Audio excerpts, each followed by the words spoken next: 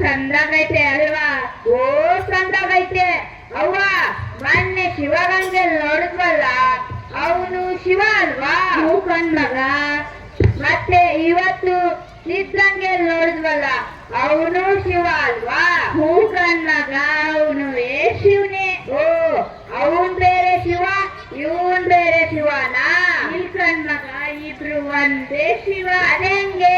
ಅದು ಅಲ್ಲೈತೆ, ಇದು ಇಲ್ಲೈತೆ ಮಗ. ಶಿವ ಅಲ್ಲೂ ಇರ್ತಾನೆ, ಇಲ್ಲೂ ಇರ್ತಾನೆ, ಎಲ್ಲೆಲ್ಲೂ ಇರ್ತಾನೆ. ಅವನು ಇಲ್ದಿರೋ ಜಾಗವೇ ಇಲ್ಲ. ಹೌದಾ? ಬೆಟ್ಟ ಶಿವನಿಗೆ ಹೇಳಿ ದೊಡ್ಡ ದೊಡ್ಡ ಮಹಾತ್ಮರು ವಿರುತ್ತರು ತಪಸ್ ಮಾಡಿ ಶಿವನ ನೋಡಿದ್ರಂತೆ ಕಂದ. ಹೌದಾ? ಅದಕ್ಕೆ ಮಗ ನಾವು ಆಗಾಗ ಅಲ್ಲಿ ಹೋಗ್ತಿರ್ಬೇಕು, ಆಗ ನಮಗೂ ಪುಣ್ಯ ಬರ್ತೈತೆ. ಅವ್ವ ಈಗ ನಂಗೊಂದ್ ಕತೆ ಹೇಳು. ಯಾವ ಕತೆ ಹೇಳಿ? ಹಾ, ಇವತ್ ನಾವು ಸಿದ್ಧಗಂಗಾ ಮಠಕ್ಕೆ ಹೋಗಿದ್ವಲ್ಲ, ಅಲ್ಲೊಂದ್ ಗಂಗಾ ಮಠ ನೋಡಿದ್ವಲ್ಲ, ಅವಳಲ್ಲಿ ಹೇಗ್ ಬಂದು ಆ ಬೆಟ್ಟ ಸಿದ್ಧಗಂಗಾ ಅಂತ ಹೆಸರು ಹೇಗ್ ಬಂತು ಅನ್ನೋ ಕತೆ ಹೇಳ. ಹಾ ಹಾ ಸರಿ ಕೇಳು.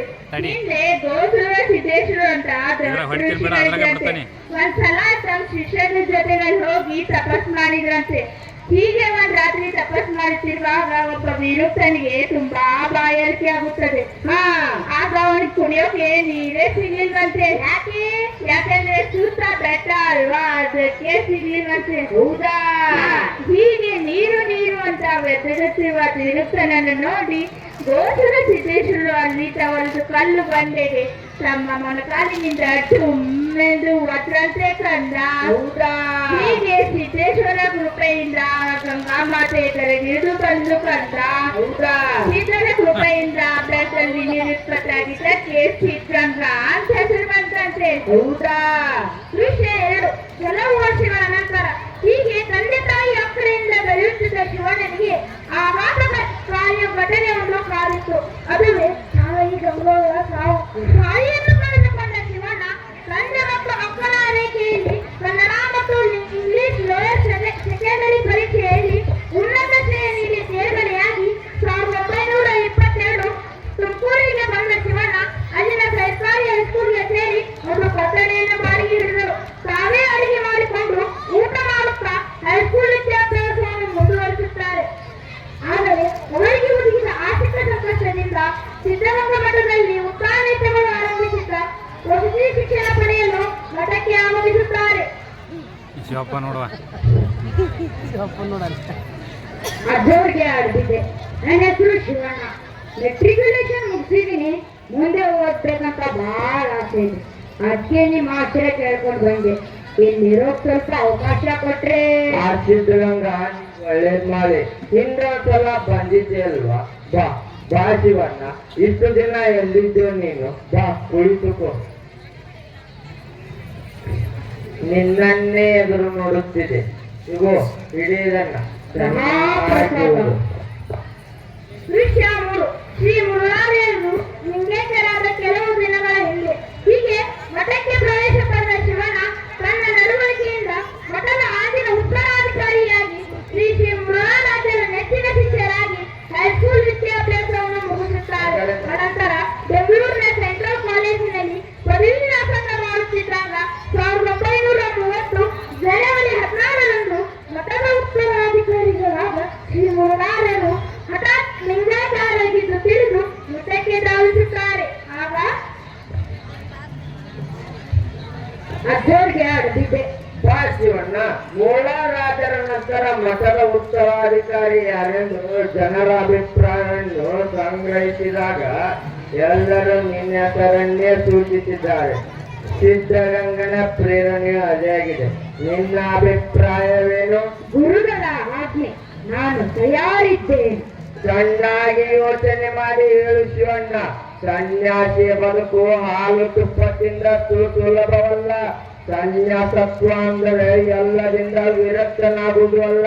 ಸನ್ಯಾಸಿಯ ಜೀವನ ಕಟ್ಟಿ ಹಲಗಿನ ಮೇಲೆ ನಡೆದ ಹಾಗೆ ಇಡೀ ಸಮಾಜವನ್ನೇ ತಮ್ಮ ಸಂಸಾರವೆಂದು ಬಾಳುವವನೇ ನಿಜವಾದ ಸನ್ಯಾಸಿ. ಈಗ ಹೇಳು.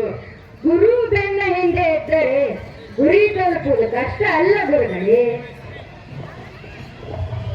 ನಿಮ್ಮ ಆಶೀರ್ವಾದ ನನ್ನ ಸದಾ ಇರಲಿ. ಆ ಸಿದ್ಧಗಂಗನ ಕೃಪೆ ನಿನ್ನ ಮೇಲೆ ಸದಾ ಇರಲಿ. ಇನ್ನ ಮುಂದೆ ಈ ಮಠಕ್ಕೆ ನೀನ ಉತ್ತರಾಧಿಕಾರಿ. ಹೇಳು. ಶಿವಣ್ಣ, ಶಿವಣ್ಣ, ಅಜ್ಜ ಅವರಿಗೆ ಹಾಕಿದ್ದೆ. ಶಿವಣ್ಣ, ನಾ ಕೇಳ್ತಿರೋ ವಿಷಯ ನಿಜಾನ? ಏನಪ್ಪಯ್ಯ? ಸನ್ಯಾಸಿ ಸ್ವೀಕರಿಸಿ ಮಠಕ್ಕೆ ಉತ್ತರಾಧಿಕಾರಿ ಹಾಕಿದ್ದಂತೆ.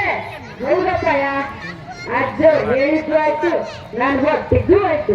ನಿಮಗೆ ತೆಲುಗಿನ ಕಟ್ಟಿದ್ಯಾ? ಚೆನ್ನಾಗಿ ಓದಿ ನಮ್ಮ ಕುಟುಂಬಕ್ಕೆ ಒಳ್ಳೆ ಹೆಸರು ತಪ್ಪೆ ಅಂದ್ರೆ ಆಮೇಲೆ ನಿನ್ನ ಲಗ್ನ ಮಾಡಿ ನೆಮ್ಮದಿಯಾಗಿ ಕಣ್ಮುಟ್ಟೋನಂತ ಕಾಣ್ತಿದ್ರೆ ಸನ್ಯಾಸಿ ಹಾಕಿದ್ರಂತಿದ್ದಲ್ಲ. ಇದೆಲ್ಲ ಬೇಡ ಮಗನೇ. ನಿಮ್ಮ ಮಠದ ಪಾತ್ರ ಬಿಟ್ಟು ಬಿಡು. ಇರೋ ಆಸ್ತಿ ಪಾಸ್ತಿ ನೋಡ್ಕೊಂಡು ರಾಜಂತೆ. ಇಲ್ಲಪ್ಪಯ್ಯ, ನನಗೆ ಮದುವೆ ಸಂಸಾರದ ಬಗ್ಗೆ ಆಸಕ್ತಿನೇ ಇಲ್ಲ. ನನ್ನ ಕರ್ತವ್ಯ ಒಂದೇ, ಮಠಾಧಿಕಾರಿಯಾಗಿ ಈ ಕ್ಷೇತ್ರವನ್ನು ಮುನ್ನಡೆಸಬೇಕು. ನಿಮ್ಮ ಆಶೀರ್ವಾದ ನನ್ನ ಮೇಲೆ ಸದಾ ಇರಲಿ. ಸಿದ್ಧಂಗ ಸಿದ್ಧಂಗ ಎಲ್ಲ ನಿನ್ನಾಟ, ಎಲ್ಲ ನಿನ್ನಾಟ. ಶಿವಣ್ಣ, ಇನ್ನೊಮ್ಮೆ ಚೆನ್ನಾಗಿ ಯೋಚನೆ ಮಾಡಿ ಹೇಳು. ನಾನು ನಿರ್ಧಾರ ಮಾಡಿದ್ದೀನಿ ಗುರುಗಳೇ. ವಿಚಿತ್ರವಾಗಿ ಈಗಲೇ ದೀಕ್ಷೆ ಕೊಡಿ, ಇಲ್ಲವೆಂದರೆ ಈ ಸಂಬಂಧಿಕರ ಕಾಟ ತಪ್ಪಿದ್ದಲ್ಲ. ಈಗಲೇ ದೀಕ್ಷೆ ಕೊಡಿ.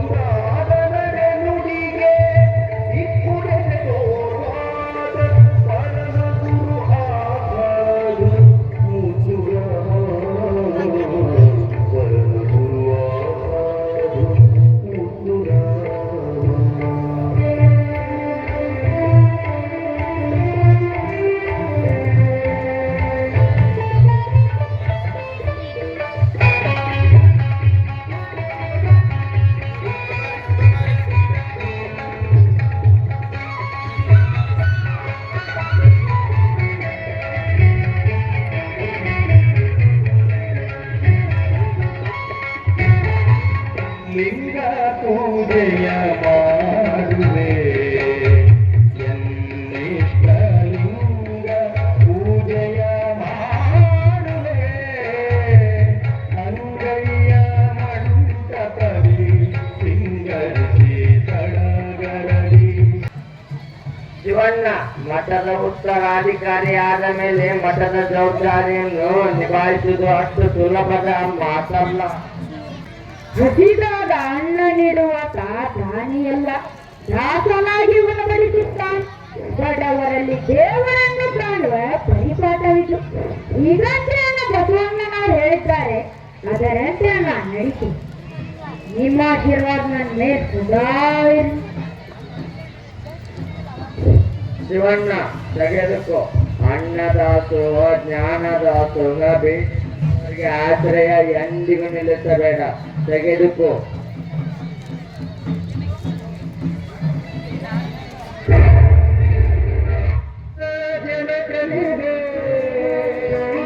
ಬರುಜ ಕುಲವೇ ಶರಣಾಗಿದೆ, ಸಾಗರದ ಹೃದಯಕ್ಕೆ ದೇವಲೋಕವೇ ತಲೆಮಾರಿದೆ. ಮಾಡಿಸುತ್ತೀಯ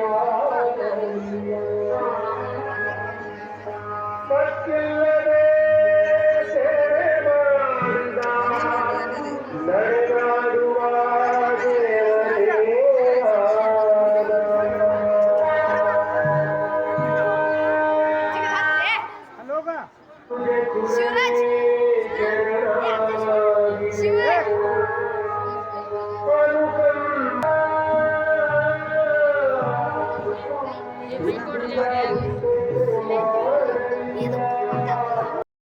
ಏನ್ ಸ್ವಾಮಿಗಳೇ, ಏನಾಗಬೇಕಾಗಿತ್ತು? ಮಠದಲ್ಲಿ ನೂರಾರು ವಿದ್ಯಾರ್ಥಿಗಳಿಗೆ ಅನ್ನದಾಸೋಹ ಮತ್ತು ಅಕ್ಷರ ದಾಸೋಹ ನಡೀತಿದೆ. ಅದಕ್ಕೇನೆ ಪ್ರಯೋಗದಷ್ಟು ಸಹಾಯ ಕೇಳಕ್ ಬಂದೆ.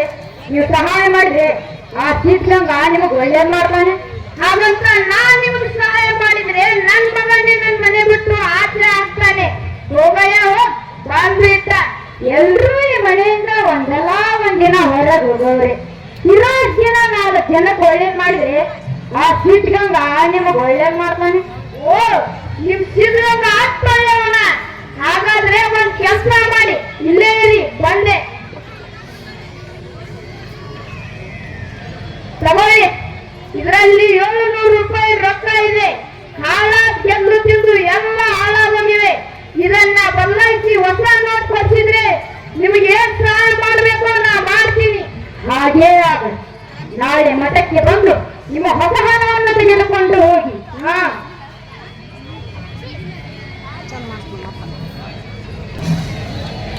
ಇರುವ ಹೇಳಿರೋರು ಬಾರಿಸಿ ಬರಾಕಲ್ಲ ತಗೊಂಡು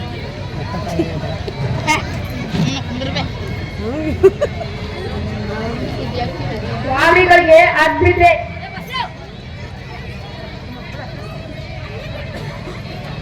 ಓ ಚಿಕ್ಕಣ್ಣ, ನಿನ್ನನ್ನೇ ಎದುರು ನೋಡ್ತಿದ್ದೆ. ಅವತ್ತೇ ಬರ್ಲಿಲ್ಲ, ಬರ್ಬೇಕಿತ್ತಲ್ಲ. ಇರ್ಲಿ, ತಗೊಳ್ಳಿ. ಇದು ಇದು ಅವತ್ತು ನೀವು ಹೊಸ ಹಣವನ್ನಾಗಿ ಬದಲಾಯಿಸಿ ಕೊಡಿ ಅಂತ ಕೊಟ್ಟಿದ್ರಲ್ಲ, ಅದನ್ನ ಬದಲಾಯಿಸಿದೀನಿ, ತಗೊಳ್ಳಿ. ಬೇಡ ಸ್ವಾಮಿ, ಬೇಡ. ನಿಮ್ಮನ್ನು ಪರೀಕ್ಷೆ ಮಾಡಿ ನಿಮ್ಮ ಮನಸ್ಸನ್ನ ನೋಯಿಸ್ಬಿಟ್ಟೆ. ಹುಡ್ದಾಗಿಂದ ಒಬ್ಬರಿಗೆ ತಿನ್ನ ಕೊಡ್ಲಿಲ್ಲ, ಉಣ್ಣ ಕೊಡ್ಲಿಲ್ಲ. ಬಡ್ಡಿ ವ್ಯವಹಾರದಲ್ಲಿ ಗಂಟಿಗೆ ಗಂಟು ಹಾಕಿ ಹಣ ಕೂಡಿಟ್ಟೆ ಹೊರತು ಜನಗಳ ಪ್ರೀತಿ ಸಂಪಾದನೆ ಮಾಡಲಿಲ್ಲ. ಇವತ್ತು ನನ್ನ ಹೆಂಡತಿ, ಮಕ್ಕಳು, ನನ್ನ ಸಂಬಂಧಿಕರು ಎಲ್ಲ ನನ್ ಬಿಟ್ಬಿಟ್ಟು ದೂರ ಹೊರಟೋಗಿದ್ದಾರೆ. ಅವರೇ ಇಲ್ಲ ಅಂದ್ಮೇಲೆ ಈ ಹಣ ತಗೊಂಡು ನಾನೇನ್ ಮಾಡ್ಲಿ ಗುರುಗಳೇ? ತಗೊಳ್ಳಿ. ಇದರಲ್ಲಿ 4,000 ರೂಪಾಯಿ ಹಣ ಇವೆ. ಇದನ್ನ ನಿಮ್ಮ ಮಠದ ಕಾರ್ಯಗಳಿಗೆ ಒಪ್ಪಿಸಿಕೊಂಡು ನನಗೆ ಸಿದ್ಧಗಂಗನ ಸೇವೆ ಮಾಡಲು ಅವಕಾಶ ಮಾಡಿಕೊಡಿ. ಕೊಟ್ಟಿದ್ದು ತನಗೆ, ಬಚ್ಚಿಟ್ಟಿದ್ದು ಪರರಿಗೆ. ತಿಳಿದವರು ಹೇಳ್ತಾರೆ, ಮಹಾದಾನೆ ಅಂದ್ರೆ ಕೃಪ ಅಂತ. ಚಿಕ್ಕಣ್ಣ, ನಿನ್ನ ಮುಂದಿಂದ ಇಲ್ಲೇ ಇರ್ಬೋದು. ಹೇಳು, ಮೇಲೇಳು. ಆಹಾ, ಮಹಾಪ್ರಸಾದ, ಮಹಾಪ್ರಸಾದ.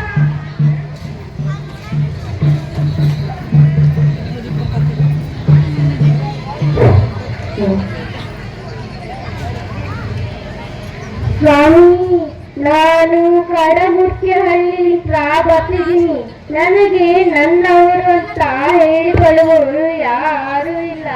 ಈ ಜೀವ ಬಯಸೋದು ಒಂದು ತುತ್ತನ್ನ, ಇರೋಕೆ ಸ್ವಲ್ಪ ಜಾಗ, 4 ಒಳ್ಳೆ ಮಾತು. ಅದು ನನಗೆ ಯಾರಿಂದಲೂ ಸಿಗಲಿಲ್ಲ. ಇಲ್ಲಿ ಅದು ಸಿಗುತ್ತೆ ಅಂತ ಬಂದಿದ್ದೀನಿ. ದಯವಿಟ್ಟು ಇದರಲ್ಲಿ ಹಣವಿದೆ, ಒಪ್ಪಿಸಿಕೊಂಡು ನಂಗಿಲ್ಲಿರೋಕೆ ಜಾಗ ಕೊಡಿಬಿಡ್ತೀನಿ. ನನ್ನ ಕೊನೆ ಉಸಿರಿವರೆಗೂ ಆ ಸಿದ್ಧಲಿಂಗೇಶ್ವರ ಸೇವೆ ಮಾಡಿಕೊಂಡು ನನ್ನ ಪ್ರಾಣ ಬಿಟ್ಟೆ ಸ್ವಾಮಿ. ಆಯ್ತು ಆಯ್ತು.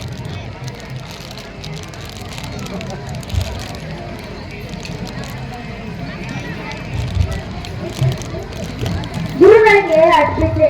ನನ್ನ ಹೆಸರು ನೋಡಿ ಅನ್ಸಲ್ಲ ಅಂತ ನನ್ನ ಮಕ್ಕಳನ್ನ ನಾನು ಚೆನ್ನಾಗಿ ಓದಿಸಿ ನೌಕರನಾಗಿ ಮಾಡಿದೆ. ಆದ್ರೆ ಅವರು ನನಗೆ ಕೊಟ್ಟ ಪ್ರತಿಕಾರವೇನೆಂದ್ರೆ ಒಂದು ಹೊತ್ತಿನ ಊಟ ಸಹ ಹಾಕ್ತಿಲ್ಲ. ನನ್ನ ಮನೆಯಿಂದ ಹೊರ ಹಾಕಿದ್ದಾರೆ. ನಿಮ್ಮ ಆಶಯ ತಿಳ್ಕೊಂಡು ಬಂದಿದ್ದೀನಿ ಬುದ್ಧಿ.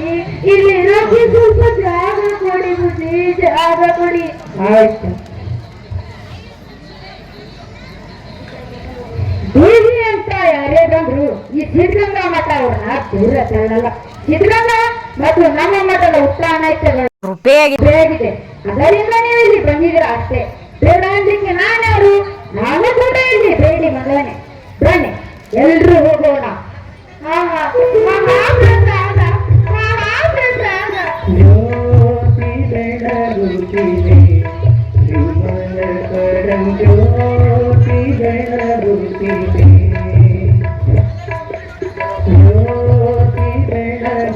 ಬೆಳಗುತ್ತಿದೆ ವಿಮಲಪದ ಜ್ಯೋತಿ ಬೆಳಗುತ್ತಿದೆ. ವಿಷಯ 4. ಶ್ರೀ ಶಿವಕುಮಾರ ಸ್ವಾಮೀಜಿಗಳು ಮಠದ ಉತ್ತರಾಧಿಕಾರಿಯಾಗಿ ದೀಕ್ಷೆ ತೆಗೆದುಕೊಂಡ ಮೇಲೆ ಮಾಡಿದ ಕಾರ್ಯಗಳು. ಹೀಗೆ ಮುತ್ತಾನ ಸ್ವಾಮೀಜಿಗಳು ಕಾಲವಾದ ಬಳಿಕ ಶ್ರೀ ಶಿವಕುಮಾರ ಸ್ವಾಮೀಜಿಗಳು ಮಠದ ಜವಾಬ್ದಾರಿಯನ್ನು ವಹಿಸಿಕೊಂಡ ಮೇಲೆ ಆಗಿನ ಕಾಲಕ್ಕೆ ಅವರು ಕಂಡಂತಹ ಅತಿ ದೊಡ್ಡ ಮೊತ್ತವಾಯಿತು. ಆ ಹಣವೇ ಸಿದ್ಧಗಂಗ ವಿಸ್ತಾರಕ್ಕೆ ಮೂಲ ಬಂಡವಾಳವಾಯಿತು. ಸಿದ್ಧಗಂಗ ಮಠದ ಉತ್ತರಾಧಿಕಾರಿಯಾಗಿ ದೀಕ್ಷೆ ತೆಗೆದುಕೊಂಡ ಶ್ರೀ ಶಿವಕುಮಾರ ಸ್ವಾಮೀಜಿಗಳು ಹೊತ್ತಿನಾಳೆ 6 ಗಂಟೆ ಪ್ರತಿನಿತ್ಯ 10,000 ವಿದ್ಯಾರ್ಥಿಗಳಿಗೆ ವಿವಿಧ ದಾಸೋಹ ಮತ್ತು ಮಠಕ್ಕೆ ಬರುವ ಭಕ್ತಾದಿಗಳಿಗೆ ಅನ್ನದಾಸೋಹವನ್ನು ನಡೆಸಿಕೊಂಡು ಹೋಗುವುದರ ಜೊತೆಗೆ ವಿದ್ಯಾರ್ಥಿಗಳಿಗೆ ಉಚಿತ ವಸತಿ ಸೌಲಭ್ಯ ಕಲ್ಪಿಸುತ್ತಾ ಸಿದ್ಧಗಂಗ ಮಠದ ಶ್ರಮಿಸುತ್ತಾ ಲಕ್ಷಾಂತರ ಮಕ್ಕಳಿಗೆ ಬದುಕನ್ನು ರೂಪಿಸಿದ ಮಹಾಚೇತನ ಈ ನಮ್ಮ ನೆಲನಾಡ ದೇವರು ಈ ಶಿವಕುಮಾರ ಸ್ವಾಮೀಜಿಗಳು. ಇವರ ಸಾಧಕತೆಯ ಫಲವಾಗಿ 14 ಪ್ರಾಥಮಿಕ ಶಾಲೆಗಳು